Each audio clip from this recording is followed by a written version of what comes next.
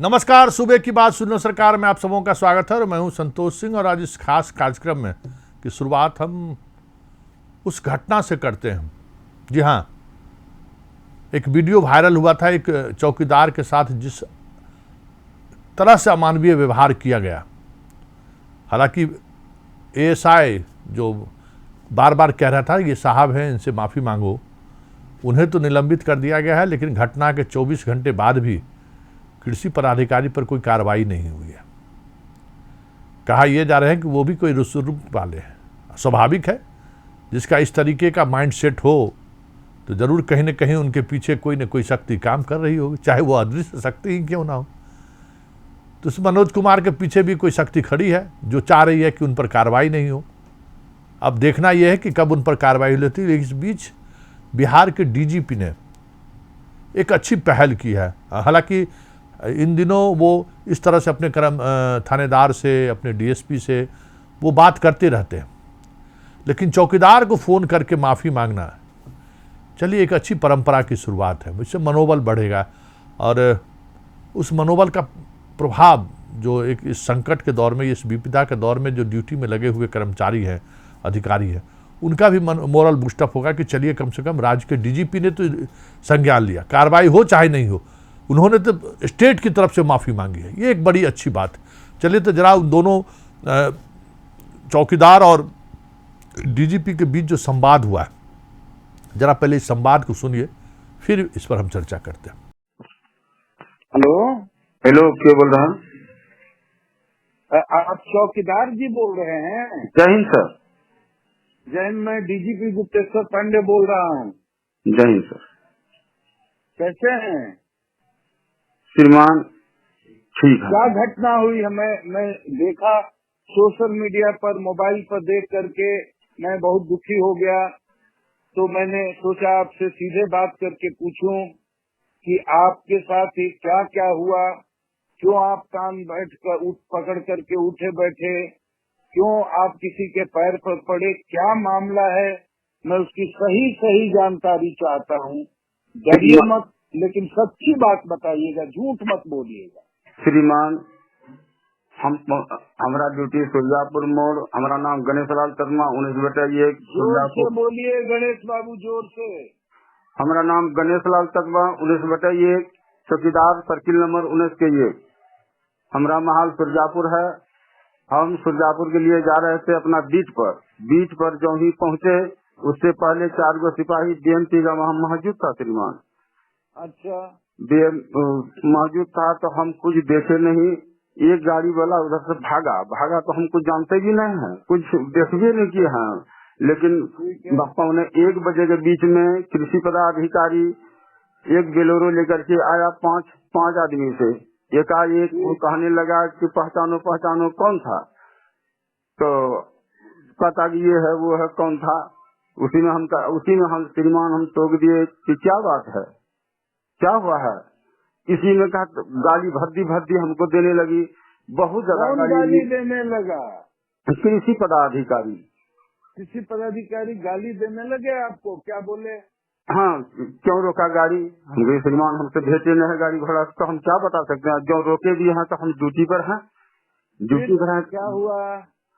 तो वो लोग गाली बोलने लगे, गाली बोल के हाथ जोड़ो, पैर पकड़ो, अभी तुमको जेल भेजा देंगे, साहब को बुला देंगे, तुमको बनवा देंगे, नौकरी से भगा देंगे, ऐसे करेंगे, कान पकड़ो।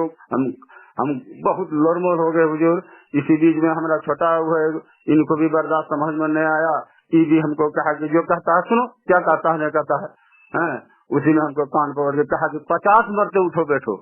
अच्छा जी, 50 मरते उठो बैठो। उसके बाद पैर पर क्यों पड़े आप? श्रीमान हमको हाथ ताना घिचा करने लगा, ज्यादा समय भी नहीं दिया हुजूर। एक बार करके उलझ गया, हम कुछ जानते भी नहीं थे सर। अच्छा ठीक है, आपके साथ जो भी हुआ उसका मुझे बहुत दुख है, बहुत अफसोस है। आप चिंता मत करिए, आप लोग बहुत मेहनत कर रहे हैं। सब चौकीदार भी, सब सिपाही भी, सब लोग ये सरकार के अंग हैं, हमारे अंग हैं। आप सब लोग मनोबल मत गिराइएगा। जो गलती किया उस पर कार्रवाई सरकार करेगी, लेकिन मनोबल नहीं गिराना है, उत्साह कम नहीं करना है, अपना ईमानदारी से ड्यूटी करना है। घर परिवार में कितने बच्चे हैं आपके? श्रीमान 6 बच्चे हैं, 3 लड़का 3 लड़की। अच्छा, सब बच्चों की शादी कर दिए हैं? नहीं श्रीमान, 3 लड़का है, तीनों लड़का बड़ा है, शादी नहीं किया। बड़ा लड़का बीएड किया हुआ है, उनसे छोटा बीए किया हुआ है। 3 लड़की है, तीनों बेटी इंटर है, छोटा लड़का मैट्रिक में है। घर में सब लोग ठीक है ना? जी सर, जी सर। ठीक है, आप चिंता नहीं करिए, दुखी नहीं होइए। लेकिन जो हुआ उसका मुझे बहुत दुख है, हम आपसे माफी मांगते हैं। ऐसा नहीं होना चाहिए था, हमको इसका बेहद अफसोस है।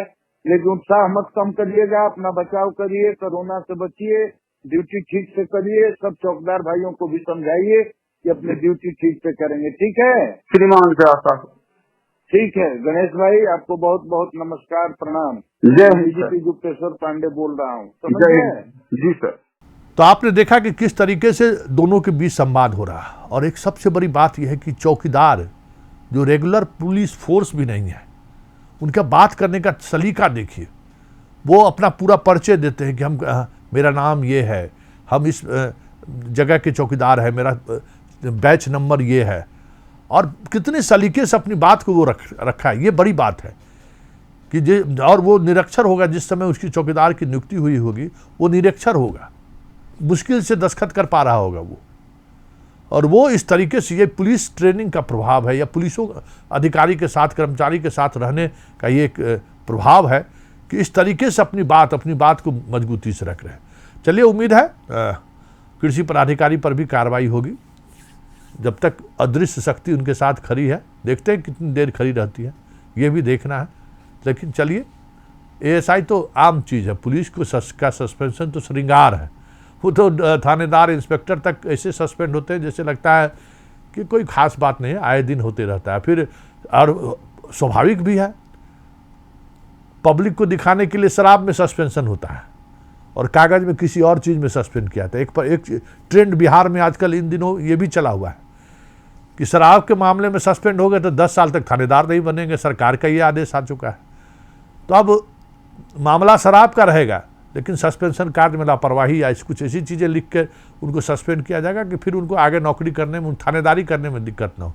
तो पता नहीं इन पर क्या आरोप लगा है, किस आरोप में इसको निलंबित किया गया। लेकिन चलिए, एक अच्छी पहल है, डीजीपी ने खुद बातचीत की है और हमें लगता है कि इस डीजीपी के इस पहल का बिहार के तमाम अधिकारियों को, सीनियर अधिकारियों को अनुसरण करना चाहिए, क्योंकि इससे काम करने में पारदर्शिता के साथ साथ एक भरोसा और एक विश्वास भी जगता है अपने सीनियर ऑफिसर्स को लेकर। चलिए, अब दूसरी खबर पर बात करते हैं। जी हाँ, कोरोना है तो स्वाभाविक है कोरोना को लेकर ही खबरें होंगी, और हिंदू मुसलमान को लेकर तभी पूरे देश में सियासत ही इसी पर टिकी हुई है। हर कोई इसी सियासत के सहारे राजनीति साधने की कोशिश कर रहे हैं। जब तक मुंबई में संत की हत्याकांड में ये नहीं पता चल रहा था, मॉब लिंचिंग में, कि किसने मारा है, बस शुरू हो गया। अब चीज़ें सामने आई तब इसको दूसरे नज़रिए से देखने की कोशिश हो रही है। वो भी नज़रिया जब फेल हो गया तब कह रहे हैं कि भाई उद्धव ठाकरे ने अपने बाप का नाक कटा दिया। ये है सियासत।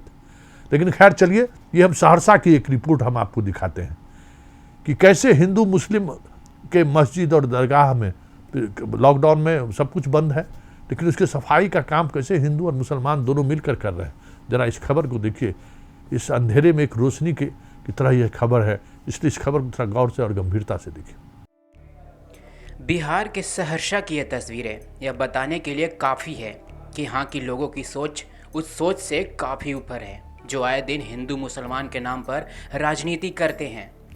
लॉकडाउन के दूसरे चरण में सहरसा में मुस्लिम समुदाय के लोगों ने मंदिर को सैनिटाइज कर हिंदू मुस्लिम भाईचारे की मिसाल पेश की है, जिसका प्रशासनिक अधिकारी भी तारीफ कर रहे हैं।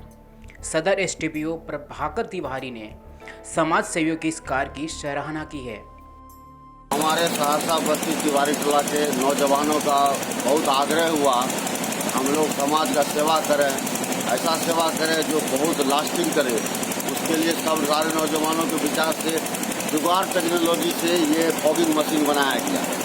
इसमें केमिकल का मुहैया करा के, केमिकल के साथ हम लोग पूरे समाज में, चाहे वो मंदिर हो, मस्जिद हो, हिंदू भाई घर हो, मुसलमान भाई घर हो, हम लोग पूरे शहर को सैनिटाइजिंग करेंगे।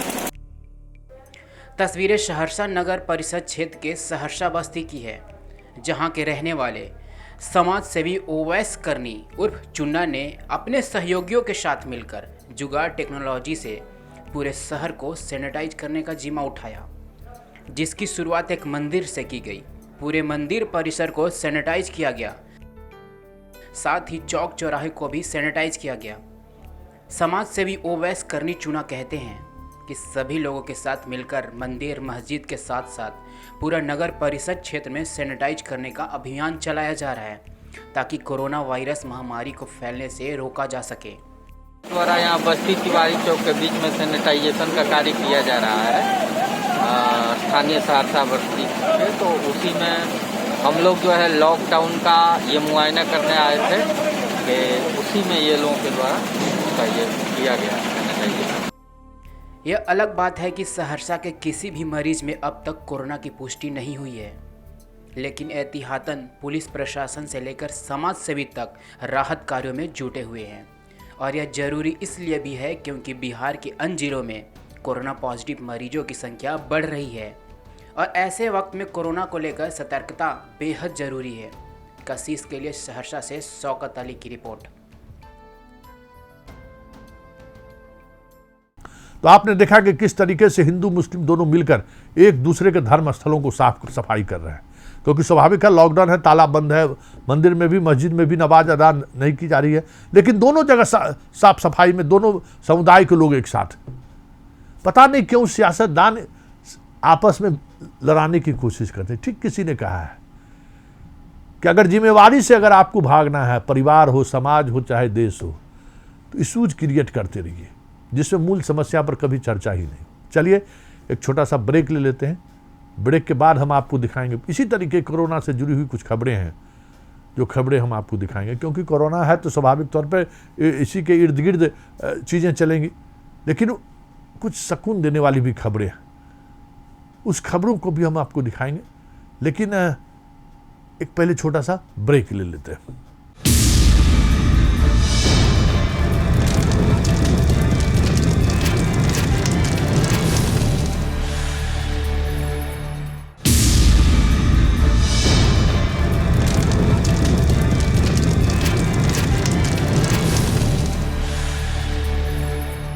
ब्रेक के बाद आप सबों का स्वागत है और हम इस खास बुलेटिन में सुबह की बात सुनो सरकार में हम आपको धनबाद ले चलते हैं। धनबाद में एक छोटी सी बच्ची है, कोरोना को लेकर एंकरिंग की है। क्या बात, स्वाभाविक तौर पर हम लोग भी चाहते हैं कि कोरोना को लेकर जो सकारात्मक चीज़ें हैं वो दिन भर कितने मरे, कितने बीमार हैं, कितने का इलाज चल रहा है, कहाँ कोरोना फैल रहा है, इसी पर हम बात करते हैं। आज देखिए जैसे पटना में ही की अगर हम बात करें तो जिसका डर था वही हुआ। हम लोग लगातार कह रहे थे कि भाई थोड़ी सावधानी बरतिए, आपसी मतभेद का ये वक्त नहीं है। और आप जिससे आज भाग रहे हो क्या रहा है कि कोरोना का मरीज अगर पॉजिटिव हो गया तो पदाधिकारियों पर दबाव बढ़ जाता है, लॉकडाउन कीजिए, उस मोहल्ले को की घेराबंदी करिए, वहाँ के लोगों का खाना पहुँचाइए।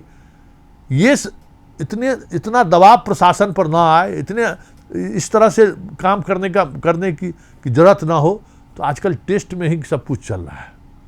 सारी ताकत आज लोग आजकल इसी में लगा दे रहे हैं कि कौन निगेटिव है कौन पॉजिटिव है।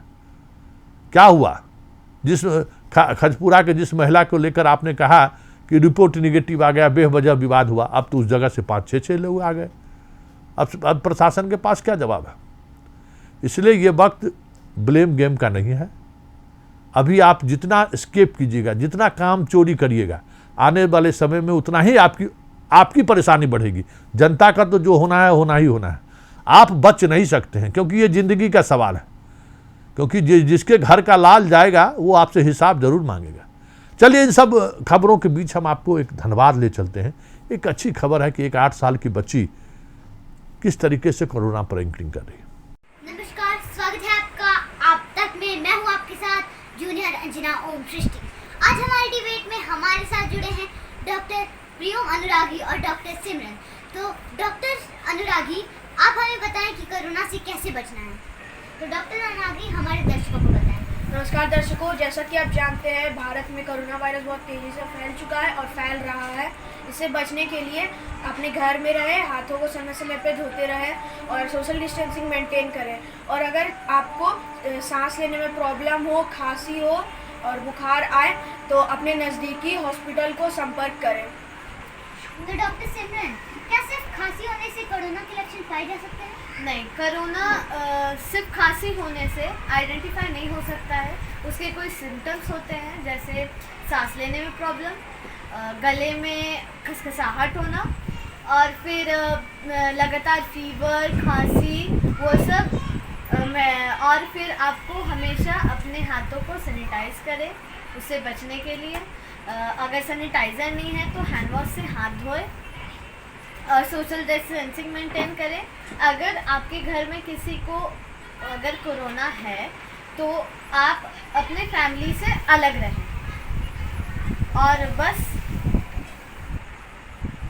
शुक्रिया डॉक्टर प्रियोम सिंह अनुरागी और शुक्रिया डॉक्टर सिमरन।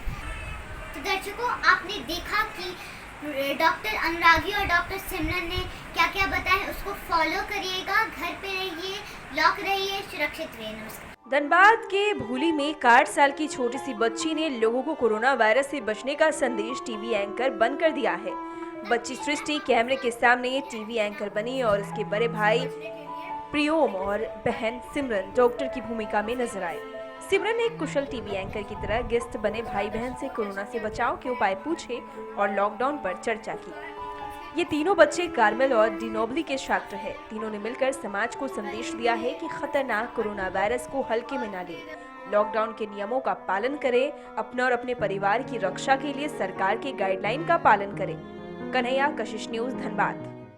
देखा कि किस तरीके से बड़ी बेबाकी से अच्छे एंकर का पसीना छूट जाएगा। वो भी आज के दौर में जहाँ एंकरिंग नहीं है, लगता है जैसे कोई बाहुबली एंकर हो गया हो।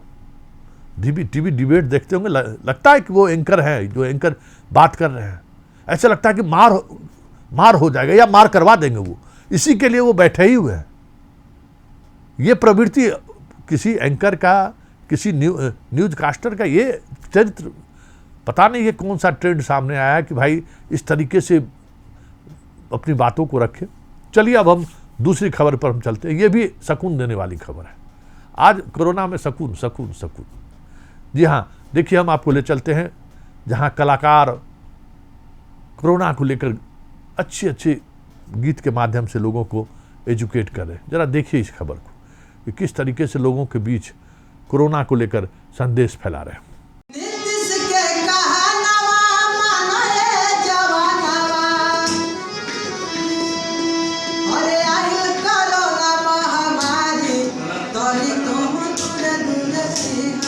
दूरी बना के नहीं जा।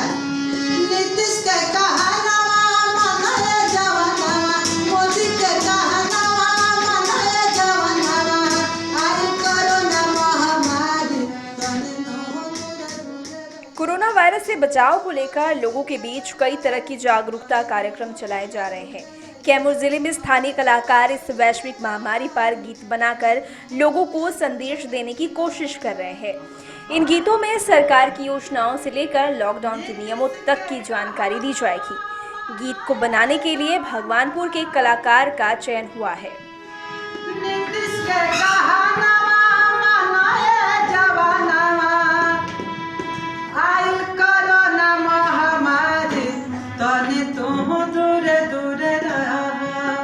कला संस्कृति एवं युवा विभाग बिहार सरकार ने ग्रामीण क्षेत्र के रहने वाले कलाकारों के द्वारा कोरोना महामारी में जो सरकार के प्रयास हो रहे हैं, किस तरह सरकार सभी को मुफ्त में राशन जा रही है, 1-1 हज़ार रुपया उसके खाते में ट्रांसफ़र हो रहा है, वृद्धावस्था पेंशन, सभी तरह के पेंशनों को दे रही है, छात्रवृत्ति दे रही है, अप्रवासी मजदूरों को उनके खाते में 1-1 हज़ार रुपया भेजा जा रहा है, सर्वे किया जा रहा है जीविका दीदी के द्वारा। जितने भी सारे कार्यक्रम हो रहे हैं, साथ साथ में सोशल डिस्टेंसिंग का पालन करना, लॉकडाउन का पालन करना, घर में रहना, सुरक्षित रहना, जो भी सरकार के जो भी हमारे कर्मी हैं, स्वास्थ्य कर्मी हैं, पुलिस विभाग है, प्रशासन है, जो कर रही है, उसको कलाकारों के द्वारा भी लोगों को जागृति करने का काम सरकार करने जा रही है। जिसके तहत में आज अभी आप देखें कि हमारे भगवानपुर के ग्रामीण अंचल से आए हुए कलाकार ढुनमुन राजा रसिया को यहाँ पर हम बुलाए हैं। सभी को प्रणाम।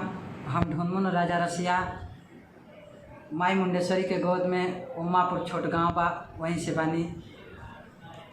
आज हम अपने कैमूर में अपने जिला प्रशासन आपूर्ति विभाग से प्रभात झा सर द्वारा बुलाइल गल बानी। यहाँ पे हम यहाँ आके कोरोना के बारे में संदेश देता नहीं, अपने गाना के माध्यम से संदेश देने ही कि आप लोग लॉकडाउन के नियम के पालन करें, सोशल डिस्टेंस बना के रहें, तबे हमने के जान बची। ये महामारी से लड़े के और कोई उपाय नहीं है। आप लोग अपने घर में रहें, परिवार के साथ रहें, लेकिन घर में रहें, सुरक्षित रहें। बस ये कहता नहीं। नीतीश के कहनवा माने जवानवा, अरे आइल कोरोना महामारी, तोरी तुम दूर दूर से देखिए दूरी बना के नहीं जा।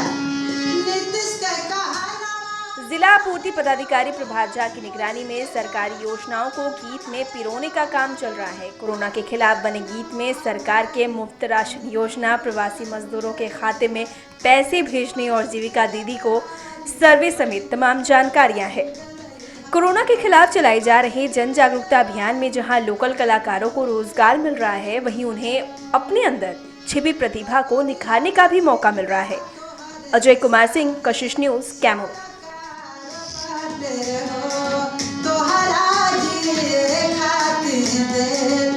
कुछ आधार बाटे हो, कभी हना चिंता तोहरे साथे सरकार बाटे हो, तोहरा जिए खातिर देते कुछ आधार बाटे हो।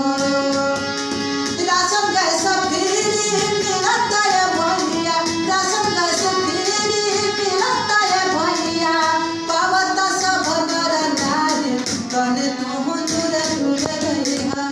गवई अंदाज में, कोई ऐसा नहीं है कि बहुत अच्छे संगीतकार और गीतकार और म्यूजिशियन के साथ वो गा रहे हैं। गवई अंदाज में ही सही उन्होंने अपनी बात को कितनी बेबाकी से रखा है। मतलब संवाद और संगीत, और दोनों के सहारे लोगों तक जो होता ही है कि जो लोक संवाद है या लोक कला है या लोक संस्कृति है या लोक संगीत है, वो जो गांव के लोग हैं उनको बहुत ज़्यादा जल्दी प्रभावित करते हैं और उसका असर भी होता है। तो यही देखें कि किस तरीके से लोक कलाकारों ने इन चीज़ों को दर्शाया है। चलिए अब चलते चलते एक और अच्छी खबर हम, ये तो अच्छी खबर नहीं है, लेकिन देखिए कि कोरोना का किस तरीके से साइड इम्पैक्ट पड़ा है। पक्षी को भी खाना नहीं मिल रहा है। जी हाँ, आप देखकर हैरान रह जाएंगे इस खबर को कि आपको लग रहा है, देखिए हमें बाहर निकलना है, हमारे बाहर निकलने से, घर की गतिविधियों से किस तरीके से पूरा वातावरण या पर्यावरण या प्रकृति एक दूसरे से जुड़ा हुआ है कि आप लोग घर से बाहर नहीं निकल रहे हैं। खाना भी जो बन रहा है घर के अंदर खा रहे हैं लोग, वो भी एक वक्त में लेके बाहर निकलते हैं। उसका असर ये हुआ है, पक्षी भी जो खाना उन्हें नहीं मिल रहा है। ये रोसड़ा से एक खबर आई है, हैरान करने वाली खबर है। एक दादी माँ तोता पाल कर रखी हैं, वो रोजाना तोता को खाना देती है। अचानक उनके पिंजरे पर दर्जनों तोता पहुंच गए और जो अंदर पिंजरे में बंद तोता है उससे इस तरीके से संवाद कर रहा हो जैसे वो भूख से तड़प रहा हो और खाना मांग रहा। हालांकि उस दादी माँ ने बड़ा बाद में उनको खाना दिया। जरा इस स्टोरी को देखिए कि इस कोरोना को लेकर जो लॉकडाउन हुआ है उसका कितना किस स्तर पर प्रभाव पड़ा।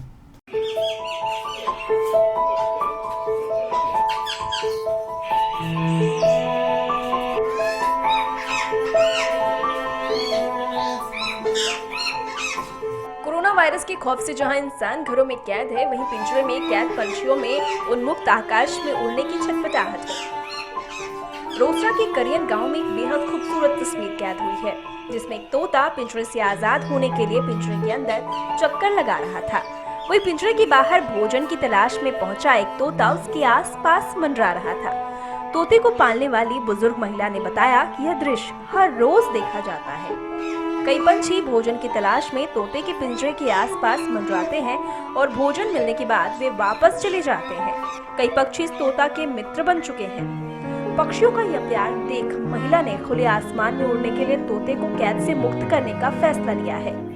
हम सुगा पोसने ओकरा संगे आबै छै 2 3 गो आबै छै आ ओहो नेने आबै छै खाना ले इहो खाना दै छै आ ओहो खाना दुनू लोल में लोल मिला के दुनू खाना खाइ छै आ दुनू अपन खूब उड़ैत रहै छै, ओहिमे खेलैत रहै छै, एगो पर में रहै छै एगो नीचा में रहै छै, खेलैत रहै छै सुगा।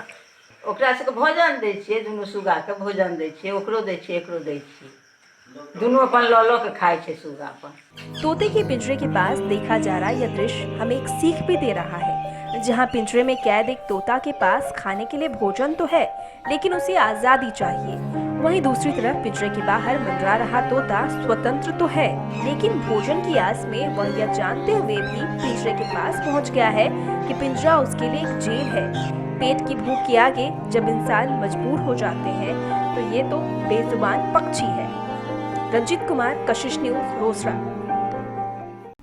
तो आपने देखा कि कोरोना से सिर्फ हम ही आप प्रभावित नहीं हैं, इंसान तो प्रभावित है ही, जानवर और पक्षी भी प्रभावित, पौधे भी प्रभावित, हर कोई प्रकृति में शांत है। कई चीज़ें बदली भी हैं, इसकी सकारात्मक चीज़ें भी आई हैं, लेकिन सोचने की जरूरत है कि इस लॉकडाउन में अगर पर्यावरण के दृष्टिकोण से देखें तो बड़ा बदलाव हुआ है।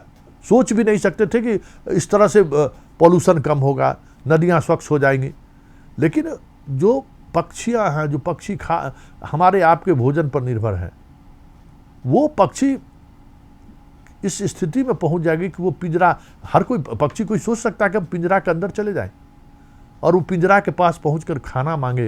ये अपने आप में एक अद्भुत चीज़ है कि भूख क्या होती है। ये इस भूख को आप समझ सकते हैं कि एक पक्षी भी एक लेवल के बाद अपने भूख को बर्दाश्त नहीं कर पा रही है और वो पिंजरे में भी बंद होने को तैयार है। चलिए इस कार्यक्रम को यहीं समाप्त करते हैं। कल फिर हमारा आपकी मुलाकात इसी समय होगी हमारे खास कार्यक्रम सुबह की बात सुनो सरकार में। चलिए तो फिलहाल मुझे इजाज़त दीजिए, नमस्कार।